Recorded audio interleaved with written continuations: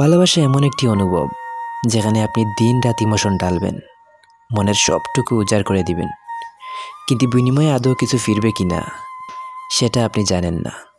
ভালোবাসা হলো পৃথিবীর একমাত্র খেলা যেখানে আপনি নিশ্চিত জানেন শেষমেশ হয়তো আপনি হারবেন, কষ্ট পাবেন, তবুও আপনি সেই খেলা ছাড়তে পারেন না, বরং মন বলে আরেকটু খেলি, আরেকটু দেখি যদি ফিরে আসে। শুনলে অবাক হবেন, পৃথিবীর সবচেয়ে ক্ষমতাবান একজন মানুষ ছিল। গোটা ইউরোপ যার পায়ের নিচে কাঁপত, সেই নেপোলিয়ন বোনাপার্টও ভালোবাসার কাছে ছিল অসহায়। তিনি ভালোবেসেছিলেন জোসেফিন নামের এক নারীকে। জোসেফিন তখন বিধবা ছিল, বয়সে নেপোলিয়নের চেয়ে বড় এবং 2 সন্তানের মা। কিন্তু ভালোবাসা তো হিসেব করে আসে না। তাই এই নারীকে পাগলের মতো ভালোবেসে পুরো পরিবার ও সমাজের সব কিছু উপেক্ষা করে বিয়ে করেছিলেন নেপোলিয়ন।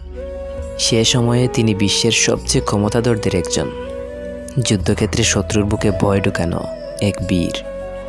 অথচ সেই বীর পুরুষটি নিজের স্ত্রীর কাছে হয়ে উঠেছিল এক অসহায় প্রেমিক। যুদ্ধের সময়ে জোসেফিনকে লেখা তার চিঠিগুলোতে ফুটে উঠত সেই প্রেমিক নেপোলিয়ন।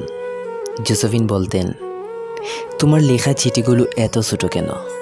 আমি যতবার তোমার চিঠি পড়ি ততবারই মনে হয় আরও কিছু থাকলে ভালো হতো, আর একটু বড় কিছু লেখো, যাতে চিঠিটা তাড়াতাড়ি শেষ না হয়ে যায়।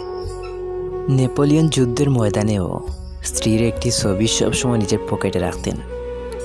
মাঝে মাঝে চুপচাপ সেই ছবিতে চুমু খেতেন, যেন ভালোবাসার টুকরো টুকরো ছায়া নিজের বুকে সঞ্চয় করতেন।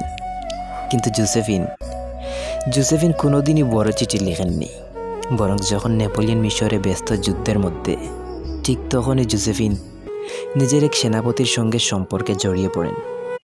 এই একজন নারীকে পাওয়ার জন্য নেপোলিয়ন গোটা দুনিয়া দিতেও প্রস্তুত ছিল, অথচ সেই নারী কখনো তাকে পুরোটা ভালোবাসা দেননি।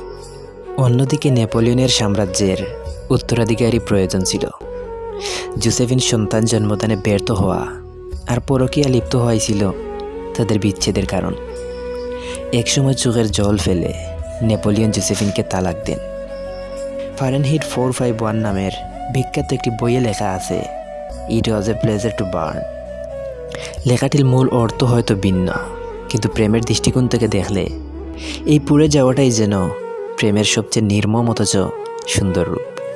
ভিডিও ভালো লাগলে অবশ্যই একটা লাইক এবং একটা কমেন্ট করে পাশে থাকবেন।